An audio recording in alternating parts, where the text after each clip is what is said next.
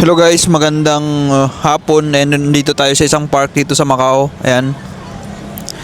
Hello guys, shoutout sa lahat. Shoutout sa mga mandirigma dito sa Macau. Shoutout sa mga followers natin, subscriber. And thank you so much guys sa support. And mag-ingat po tayo lagi and especially prayer. Yan, prayer dapat.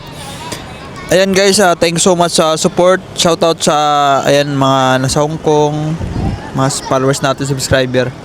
And Middle East and sa lahat ng mga supporters ko, followers around the world, especially mga OFW gusto mag-Macau. Ayan, shoutout sa inyo guys. Ayan. Ang video na to is para sa mga gusto mag-Macau and nagpaplano. Mga OFW na plano pumunta dito sa Macau, mag-cross country. Lumipat. And guys, mag-ano lang ako, info ko lang kayo about ng Macau. About sa Macau, bigyan ko lang kayo ng idea dito sa Macau para may idea kayo. Alam nyo guys, dito sa Macau, nagtataka kayo dito sa Macau bakit marami ng Pilipino dito nagtatrabaho, saan sila galing, anong agency nila. Guys, ito bigyan ko lang kayo ng tips about dito sa Macau sa mga Pilipino na may trabaho dito. Alam nyo guys, dito sa Macau, mga nagtatrabaho is mostly dito na yan nag-apply, nag-walk-in. Dito na yan, hindi na yan sila. 90% ng mga OFW dito sa Macau is galing yan dito, nag-tour lang tapos nag-apply. Kaya maingay yung iba nag-cross country papunta ng Macau galing ibang Middle East or Singapore, Taiwan, Thailand or Hong Kong, pumunta lang dito sa Macau, nag-tour tapos nag-apply. Yun yung mga talaga dito to be honest, mostly ako tour lang ako dito tapos nag-apply, ganun yung mga OFW dito sa Macau. Kasi guys, kung tutuusin is pwede naman talaga sa Pilipinas mag-apply, kaso sa Pilipinas alam mo naman standard, ang hirap, ang daming requirements bago ka makapasa doon, katakot-takot na interview, final, initial, may ano pa, di ba? Katakot-takot na interview. Hindi ka man pumasa sa final, sa initial, doon ka na sa first interview, second, third, bagsak ka na. Tapos may medical pa. Nako, ang dami mong pagdadaan bago mag-alis. Tapos siyempre may placement din, malaki. Ganon din naman dito sa Macau mayroon, pero hindi naman gaano kalaki, maliit lang pag sa agency ka nag-apply. Ganon, ang daming chichiburichi sa atin, di ba? May police na nga, may NBI pa. Police clearance, may NBI clearance pa. Di ba ganon? Ang hirap, ang dami. Hindi ka naman pwede makaalis ng ibang bansa kasi kulang yung requirements mo, di ba? Hindi ka palisin ng agency pag kulang, kahit nga isa lang kulang mo, requirements mo, hindi ka palisin. Kailangan kumpletuhin mo. Di ba? Magsiseminar ka pa.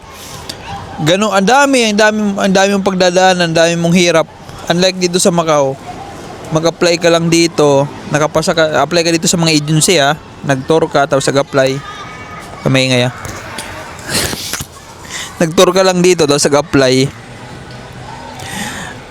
Passport lang hingin sa'yo.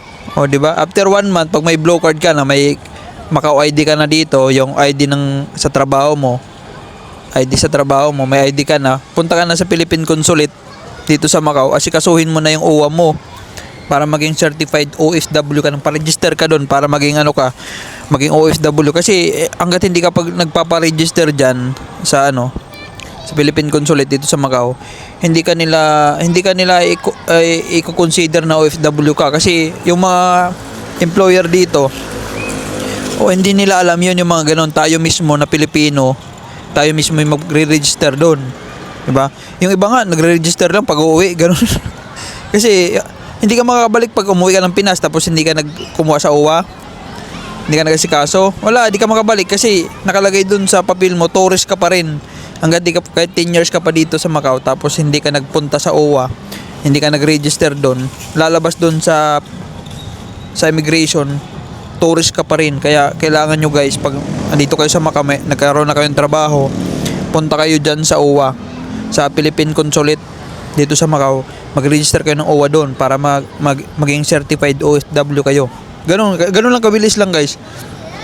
Dito sa Macau, ang bilis lang, walang medical, Dito, walang mga requirements, passport lang, wala nang certificate of employment, wala nang ganun.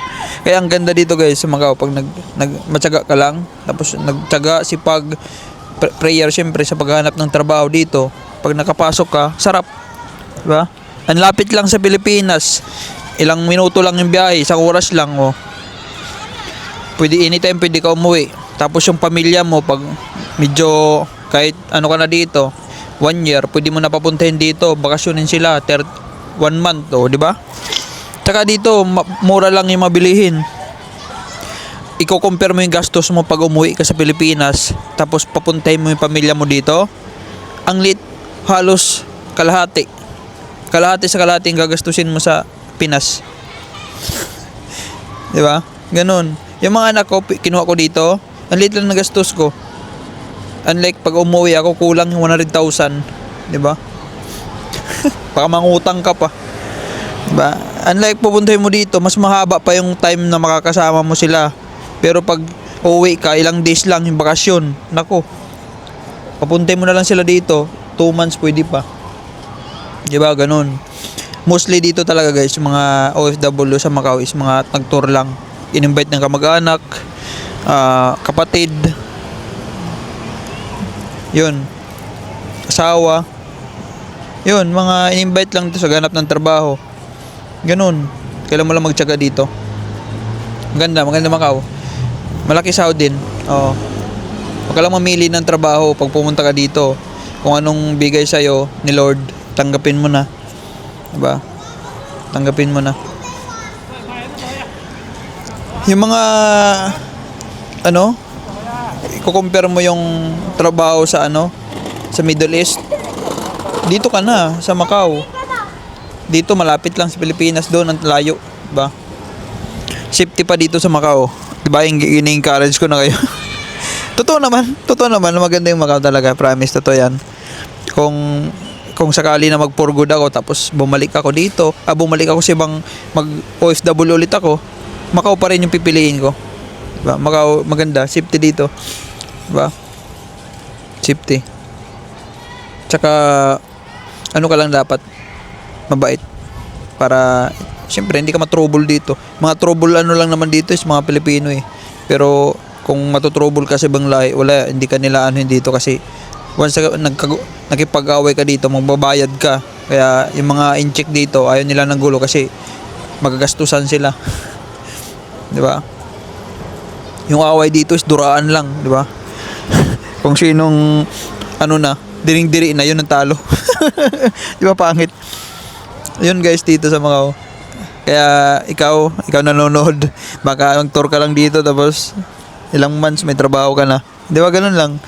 Tsaka ka lang. Tapos pag may trabaho ka na dito, papuntay mo yung mga kamag-anak mo na gusto pumunta, tapos sila naman maghanap ng trabaho dito, 'di ba? Ganun lang, tulong-tulong lang. Kaya mostly dito mga FW magkakamag-anak. Magkakapatid, 'di ba? Minsan nga isang pamilya na nandito eh. Yun ang kagandahan dito sa Macau. Kaya guys, yun yung sa inyo, tips and info about dito sa Macau, about sa mga OFW. Diba? Ganun. Diba? Maganda. Kung pupunta ka dito, magtutur ka, galing ka Pilipinas, maghanap ka ng travel agency, sabay ka doon. Pag sasabay mo, wag ka na bumalik ng Pilipinas. Maghanap ka ng travel agency pa Hong Kong. Mga tourist, mga travel agency, yung group tour, group tour. Tapos pagbabalik ng Pilipinas, wag ka nang sumabay, mag-Macau ka na. Panoorin nyo guys yung mga vlog ko para magkaroon kayo ng idea about Macau, diba? Para sa inyo yan guys, based yan sa mga experience ko dito sa Macau, para hindi kayo malito and maguluhan, maligaw. Yan. Yung mga mag-ingat kayo dito sa Macau, especially sa mga Pilipino na nagalok ng trabaho. Possible yan na mabiktima ka. Ingat ka. Yan lang guys, sana may natutunan kayo sa vlog na to. I love you all guys.